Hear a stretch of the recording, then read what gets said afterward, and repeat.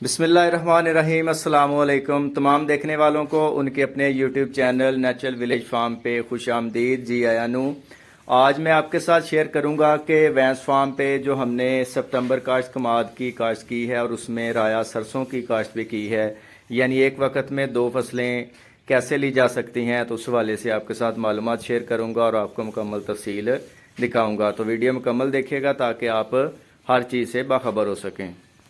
तो इस हवाले से सबसे पहले आ जाता है जी, ज़मीन की तैयारी जो हमने करनी है वो किस तरीके से करनी है। तो उसके लिए सितंबर में आपने कमाद की काश्त करनी है, तो अगस्त में मेरे ख्याल से आपको ज़मीन की तैयारी जो है वो स्टार्ट कर देनी चाहिए, अगस्त के स्टार्ट से ही।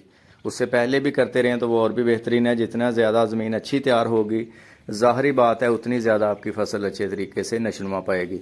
तो अगस्त के स्टार्ट से आपने ज़मीन में सबसे पहले तो मैं अगर अपनी बात करूं तो हल चलाया हमने गहरा, उसके बाद फिर हमने रूटावेटर चलाया, उसके बाद फिर हल चलाते रहे हैं वक्फे वक्फे से, ताकि ज़मीन अच्छे तरीके से नरम भी हो जाए और बारीक भी हो जाए।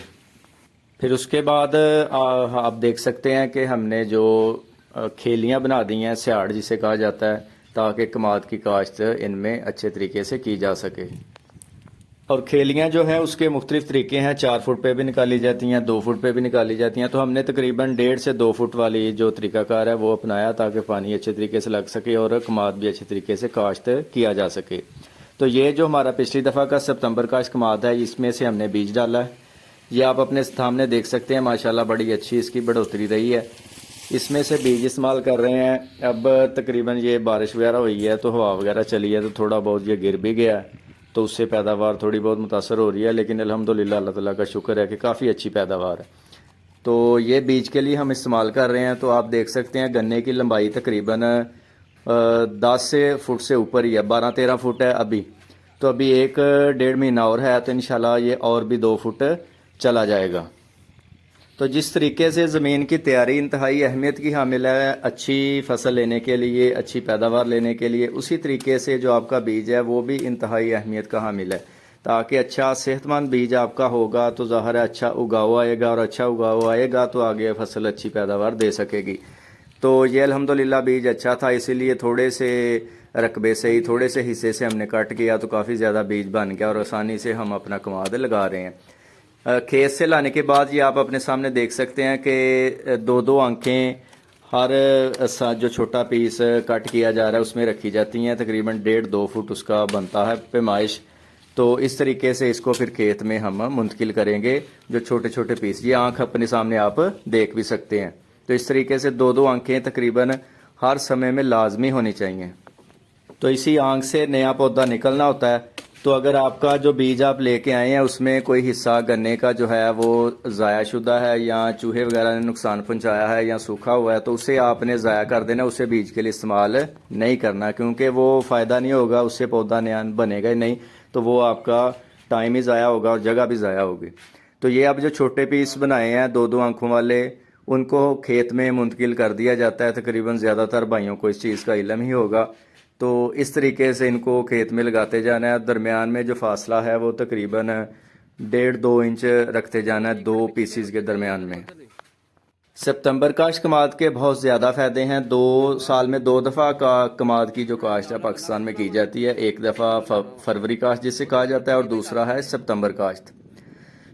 सितंबर काश्त के हवाले से बताता चलूँ तो इसके फ़ायदे ये हैं कि इसमें फसल को ज़्यादा टाइम मिल जाता है, तो इस हवाले से उसकी पैदावार बड़ी अच्छी हो जाती है, बढ़ोतरी बड़ी अच्छी हो जाती है।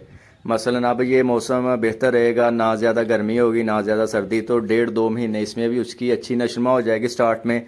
फिर उसके बाद सर्दी के 1.5-2 महीने थोड़ी सी रुक जाएगी। फिर उसके बाद फरवरी के एंड और मार्च में खसूसन इसकी पैदावार फिर बड़े अच्छे तरीके से हो जाएगी। तो इस वाले से इसकी पैदावार ज़्यादा आती है बनिस्बत फरवरी काश्त में, क्योंकि फरवरी काश्त कहा तो जाता है लेकिन उसकी काश्त लेट हो जाती है सर्दी वगैरह की वजह से, या कभी कभार नहरें भी बंद होती हैं, तो वो अप्रैल में चला जाता है। माजरत अप्रैल में नहीं, मार्च में चला जाता है। तो फिर मार्च का महीना ही एक उसे थोड़ा सा मिलता है, आगे अप्रैल मई में जून वगैरह में तो गर्मी शुरू हो जाती है और उसकी बढ़ोतरी फिर उस हिसाब से इतनी अच्छी होती नहीं है। तो खेत में छोटे पीसेस मुंतकिल करने के बाद फिर हम क्या करते हैं जी, उस पर थोड़ी थोड़ी सी मिट्टी डाल देते हैं ताकि उन्हें ढांप दिया जाए, क्योंकि गर्मी से बचाया जा सके। डायरेक्ट जब उस पर गर्मी सूरज की किरणें पड़ेंगी तो वो सूख भी सकता है, यानी थोड़ा बहुत मुतासर हो सकता है। तो इसलिए बेहतर है कि थोड़ा थोड़ा ढांप दिया जाए। ज़्यादा मिट्टी भी नहीं डालनी है आपने, क्योंकि उससे ये होगा कि ज़्यादा मिट्टी आ जाएगी तो उसके ऊपर एक तह जम जाएगी। जब आप पानी लगाएंगे तो नया पौधा निकलने में उसे मुश्किल होगी। तो हल्की हल्की सी मिट्टी डालनी है, यानी सिर्फ आपने कवर करना है जो आपने छोटे पीस में डाले हुए हैं। अब ये काम आप बिल्कुल हल्के से सुहागे से भी कर सकते हैं, या आप छोटे पैमाने पर, अगर आपकी काश्तकारी है, छोटे थोड़े काम है, तो फिर आप खुद से भी पाँव से भी हल्की हल्की मिट्टी डाल सकते हैं, जिस तरह हम लोग कर रहे हैं। क्योंकि हम लोगों ने 3-4 एकड़ ही काश्त करना है, तो वो तकरीबन हम खुद ही मैनेज कर लेते हैं। उसके लिए कोई इतनी ज़्यादा लेबर की ज़रूरत हमें नहीं पड़ती, खुद ही हिम्मत कर ली जाती है।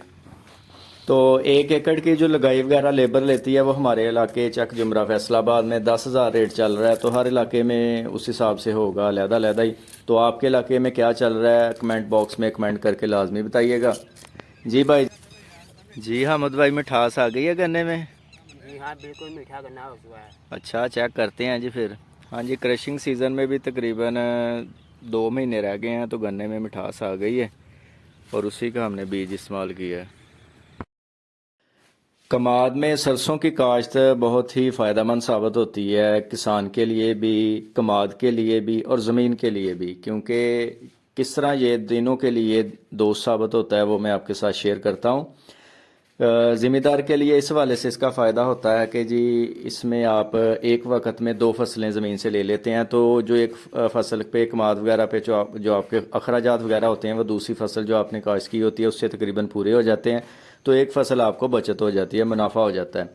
और सरसों वगैरह, राया वगैरह या कनोला वगैरह कोई भी ले लें, तो वो कमाद के लिए इस हवाले से फ़ायदेमंद साबित होती है कि सर्दियों में जब कोहरा वगैरह पड़ता है तो इसकी बढ़ोतरी ज़्यादा हो जाती है, तो ये कमाद को ढांप लेता है। तो ढांपने की वजह से कमाद जो है वो आपका कोहरे वगैरह से महफूज रहता है, तो ये उसके लिए बहुत फ़ायदा साबित होता है। तीसरा, यह ज़मीन के लिए इस तरह फ़ायदेमंद साबित होता है कि इसके जो पत्ते वगैरह हैं बाद में सारे झड़ जाते हैं, ज़मीन में चले जाते हैं, जिससे ज़मीन नरम हो जाती है और उसमें मुख्तलिफ़ किस्म के अज़ा जाते हैं जो कि ज़मीन की ज़रख़ेज़ी में इजाफ़ा करते हैं। ये कमाद काश करके हमने फिर पानी लगा दिया था उसे, और उसके बाद फिर जब वो वत्तर आ गया, तार वत्तर आ गया, तो उसमें हम फिर ये बैलों के ज़रिए सरसों की काश्त, राया की काश्त करने लगे हैं। तो ये आप अपने सामने देख सकते हैं कि जो खेलियों का दरमियानी हिस्सा था, यानी 2 कतारों के दरमियान हिस्सा था, उस पर हवा हल चलाया जा रहा है और उसमें फिर हम काश्त करेंगे सरसों, राया की या कनोला की भी कर सकते हैं आप। हम लोग सरसों की कर रहे हैं, मस्टर्ड की। तो ये आप अपने सामने देख सकते हैं कि छट्टा के ज़रिए बीज दिया जा रहा है। जो वैसे एकड़ में काश्त किया जाता है वो तकरीबन 2 किलो बीज सिफारिश की जाती है इस्तेमाल किया जाए। लेकिन अगर आपने कमाद में काश्त करनी है सरसों वगैरह, तो फिर 1 किलो बीज ही काफ़ी होता है आपका। ये छट्टा देने के बाद फिर इस पे सुहागा दे दिया जाएगा हल्का हल्का सा, और फिर कुछ दिनों के बाद जो आपकी जो है सरसों वो निकलना स्टार्ट हो जाएगी। इससे साथ वाला जो हमारा खेत का हिस्सा था उसमें हमने पहले कमाद लगा दिया था, तो उसमें तकरीबन जो सरसों काश्त की थी वो थोड़ी थोड़ी निकलना स्टार्ट हो गई है। तो मैं भी आपके साथ शेयर करता हूँ कि वो किस तरह निकल रही है। तो ये बीज हम इस्तेमाल कर रहे हैं मस्टर्ड का, आप अपने सामने देख सकते हैं, ग्लोबल कंपनी का है 35-242।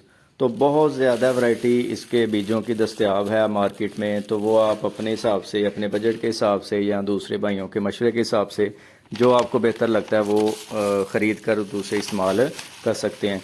पिछली दफ़ा वैसे हमने अयूब रिसर्च से भी मंगवाया था, मेरा एक दोस्त था तो उससे मैंने मंगवाया था, लेकिन उसका तजर्बा कोई हमारा इतना कोई बेहतर नहीं रहा था। तो इस वजह से इस दफ़ा हमने वो सुपर आया काश्त नहीं किया, इसलिए इस दफ़ा ये काश्त कर रहे हैं। तो देखते हैं इसका रिज़ल्ट क्या आता है, तो वो भी इंशाल्लाह ताला आपके साथ फिर शेयर करेंगे। तो ये तकरीबन मुकम्मल होने वाला ही जो काश्त सरसों की जा रही है, आखिरी मराहल में हल चलाया जा रहा है। उसके बाद फिर बीज दे दिया तकरीबन साथ साथ ही, और फिर उसके बाद इस पर सुहागा दे दिया जाएगा। अच्छा, सरसों के हवाले से एक और बात भी शेयर करता चलूं और कैनोला के हवाले से भी कि आपने वो वैरायटी काश्त करनी है जो कि जल्दी तैयार हो जाए। जो में तैयार होगी वो फिर आपके कमाद की फसल की बढ़ोतरी को मुतासर करेगी। अच्छा, ये आप अपने सामने देख सकते हैं कि साथ वाले खेत में जो हमने कमाद पहले काश्त किया था उसमें सरसों भी पहले काश्त कर दी थी, तो ये उसके पौधे माशाल्लाह से निकलना स्टार्ट हो गए हैं, कमाद भी निकलना स्टार्ट हो गया है। तो अच्छी उगाई नज़र आ रही है स्टार्ट में। तो हल सारे खेत में चल चुका है, अब इसको उतार के इसकी जगह सुहागा हमने लगा दिया है। अब वो चलाने लगे हैं, तो सारे खेत में सुहागा दे दिया जाएगा ताकि वतर नीचे अच्छे तरीके से महफूज हो जाए और बीज अच्छे तरीके से उगाव बनाए।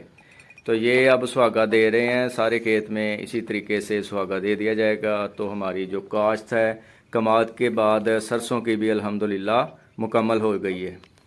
तो ये आज की हमारी रूटीन थी, तो मैंने कहा अपने भाइयों के साथ अपने चैनल के ज़रिए शेयर करते हैं कि सितंबर काश्त का कमाद में आप सरसों कैसे काश्त करते हैं और एक वक्त में डबल मुनाफा कैसे कमा सकते हैं। तो इस बारे में अपनी राय का इजहार ज़रूर कीजिएगा और इस वीडियो को अपने दोस्तों के साथ भी शेयर करें। अल्लाह ताला आप सबको खुश रखे, आबाद रखे। पाकिस्तान जिंदाबाद।